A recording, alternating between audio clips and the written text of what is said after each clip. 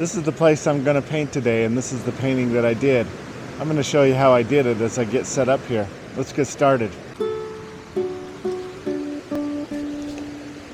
I've sketched here before by the really cool rock and stream, actually multiple rocks, and I kind of like this view right here, so I'm going to set up as good as I can.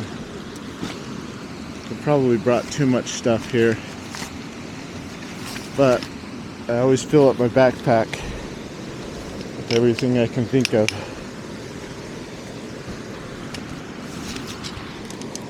This table is for a projector. It packs down pretty nicely. So I think I'll use it here.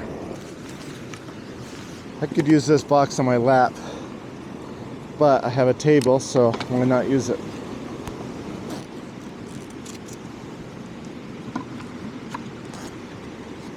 I'm going to try these Derwent pastel pencils.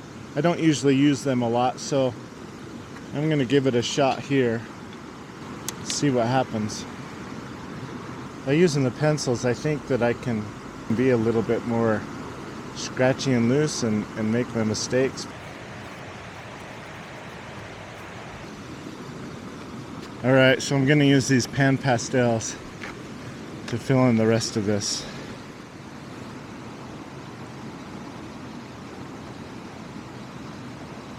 I'm using this triangle looking foam thing mostly because it's like a big brush and I want to keep it fairly loose, impressionistic. Painting on a weird paper. It's Yupo paper with a alkyd spray paint so that it'll have some texture. As you can see that it's falling off pretty good.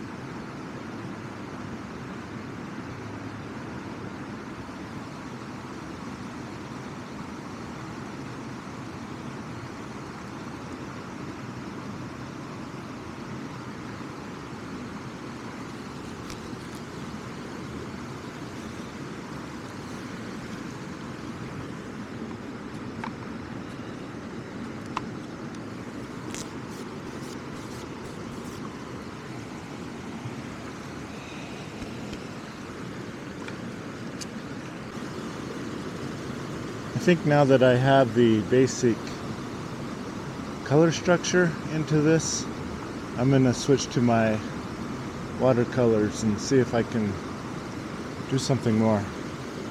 Anyway, this is a fun experiment. I don't usually use watercolors that much, so this is a learning experience, as is all my paintings.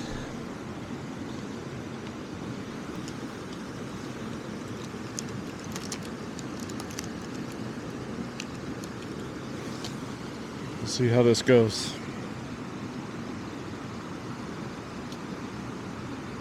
I think I'm going to try to put in my darkest darks first.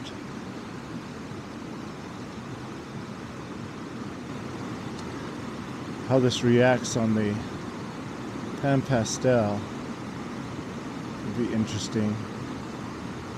The fact that I'm painting at an angle would be more interesting. But it seems to be working pretty good as long as I don't do too much water.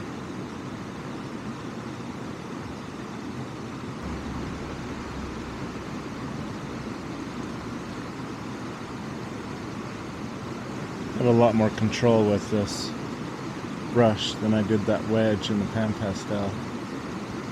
And I'm going to have even more control later when I use the pencils, because this is paint with pencil. Painting from life is so difficult. There's so much stuff to look at that it's hard to simplify down and remember what you're looking at. Am I looking at the rock? Am I looking at the same rock that I looked at before? I don't know.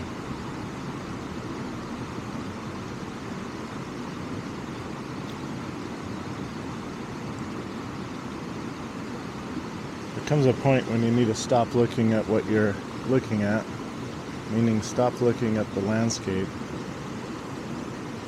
and just focus on the painting itself and just be inspired by what you're looking at rather than dictated by it.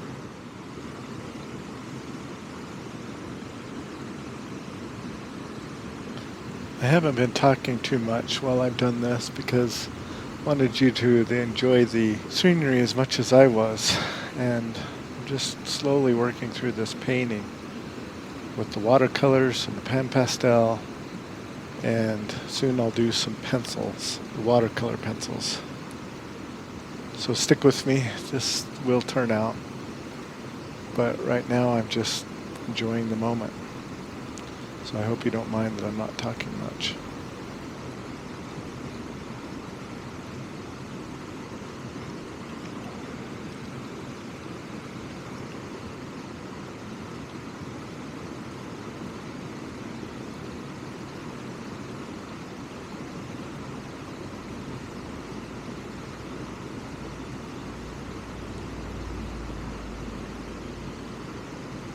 I will say that one thing I do like is the ability to lift off the paint from this surface. So I'm using a fairly dry brush to soak up the water.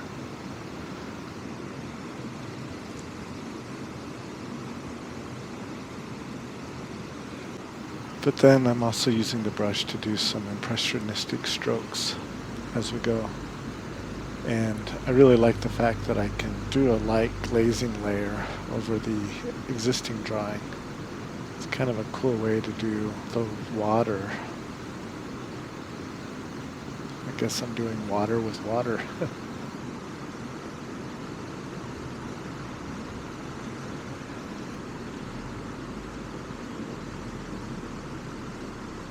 So I have to say at this point, I was getting really in the zone and just really enjoying focusing on this. And somebody came up from behind and spooked me.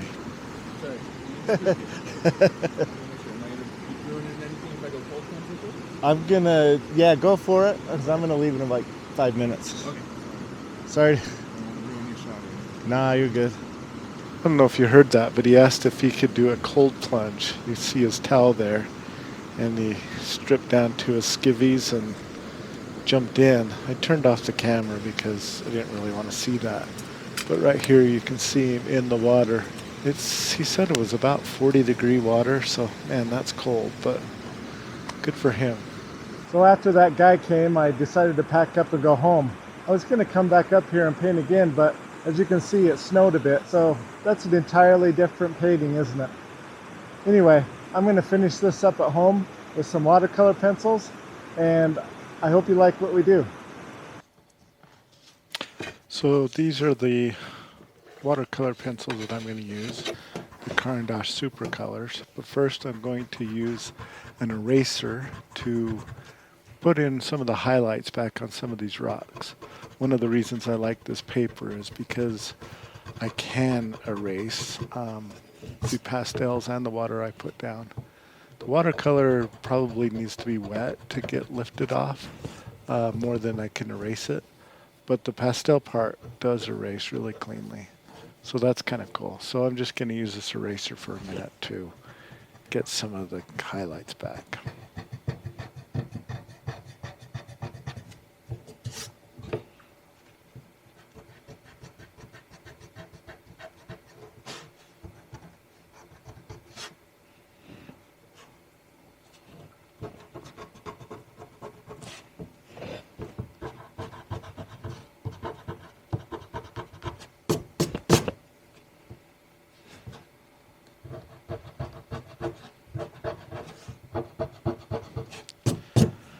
After doing the erasing, I'm going to use my first darkest watercolor pencil. This is the indigo color. And I know that the rocks right where they're wet, they're the darkest. So I'm just going to use this indigo color to represent the dark part where the rock was really wet, basically.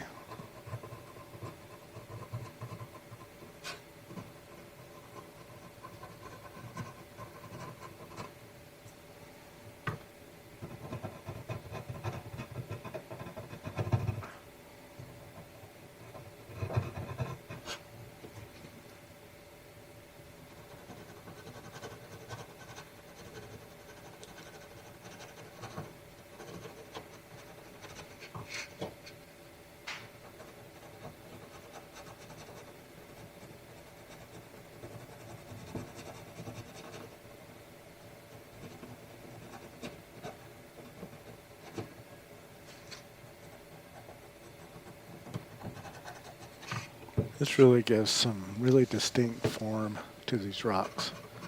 Makes them look a lot more three-dimensional to me. So I really like the contrast between the darks and the lights.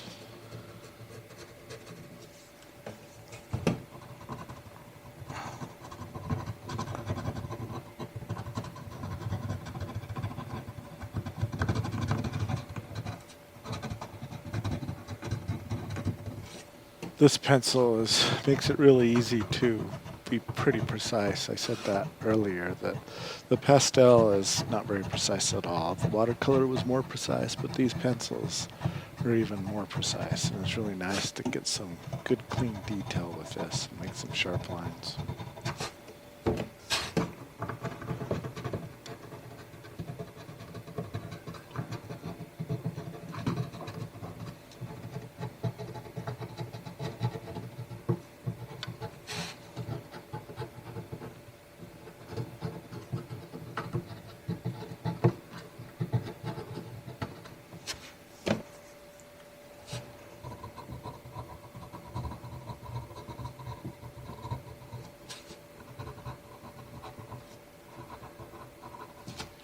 Eventually I switched to a more gray color to blend a little bit more of a transition from the dark indigo to the browns that I had in the rocks. This is kind of a nice middle gray.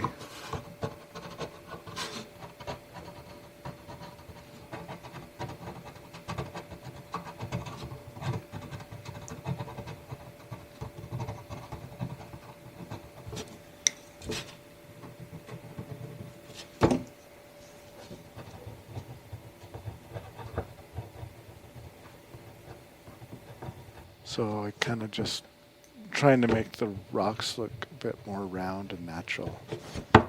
This piece is already looking a lot more refined with these darker colors. I really like the results I'm getting. And I like the fact that I'll be able to blend some of this pencil in a minute. Which is basically just now. I'm using a really stiff, non-absorbent brush. So I'm not using very much water at all. Because again, this is the synthetic paper with a primer on it. So it's not a very absorbent paper, and I don't want too much water on this to make the water and the colors run too much. So I'm just barely blending the colors just to make sure it looks less like pencil marks and more like a painterly feel.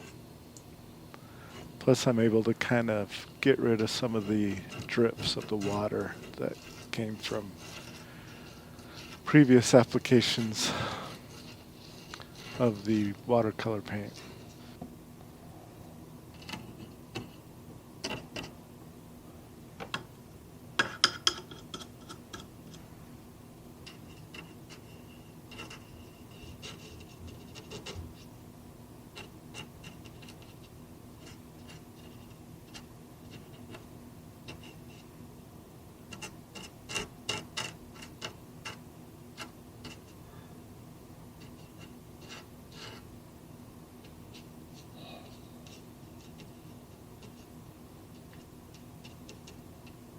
After letting it sit for quite a while and dry, I decided that the back heel was just too yellow and it it was coming forward too much, so I decided to add some light blue to kind of just make it look more atmospheric and push that heel back a little bit. That way it wasn't competing for the rocks that were up front in the painting. I think the pastel did a good job of pushing that golden color, knocking it down a little bit so it looks like it recedes more. That's the magic of atmospheric perspective, as the blue in the air actually makes things look further away. So pastel is a pretty good thing for adding air to a painting.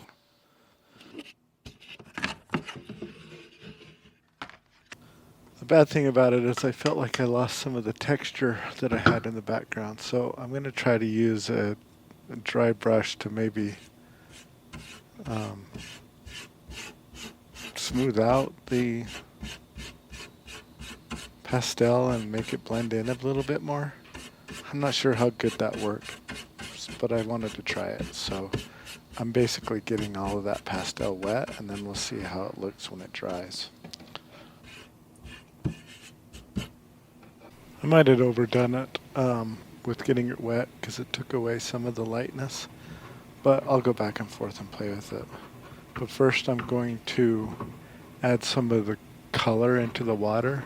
In my photo reference, I could kind of tell that the water wasn't just a golden brown. There was some aqua colors that reflected from the sky. And so I wanted to put some of that color in here just to give it more of a water feel.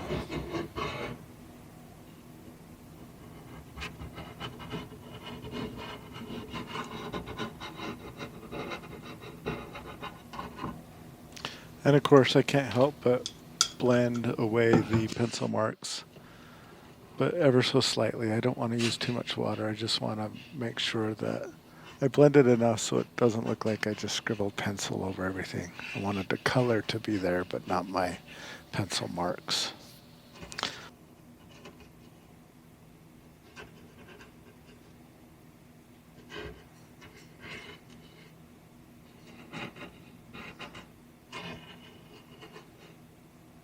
I think it's looking pretty good here, and I'm just tipping it in the light to see if it's completely dry, if I can see any wet spots. So far it looks like it's coming along quite nicely. And now I want to kind of emphasize some of the splashes that might be in the water by using this electric eraser. It actually didn't work as good as I hoped, so I found that if I wet the spot first and then erased it, it came off really good. That paint really stuck to this paper pretty good.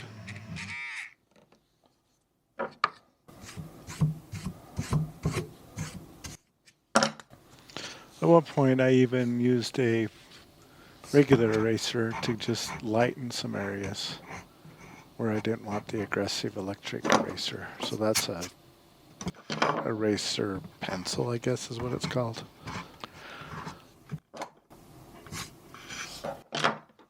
I used a really tiny wet brush to kind of lift off some of the paint and blended it in just to get some of the look of white ripples.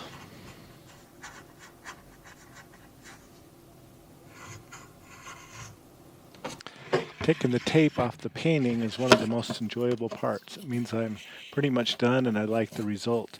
I tend to look at it a little bit after I'm done, and I did end up touching this up a little bit even after this, but you'll have to let me know how you liked what you saw so far, and if you liked the slower pace that I did the video at. I really enjoyed doing this, and it was fun to try some new techniques. So thanks for watching, and if you like this, you might like some of my other videos here. Thanks for exploring art with me.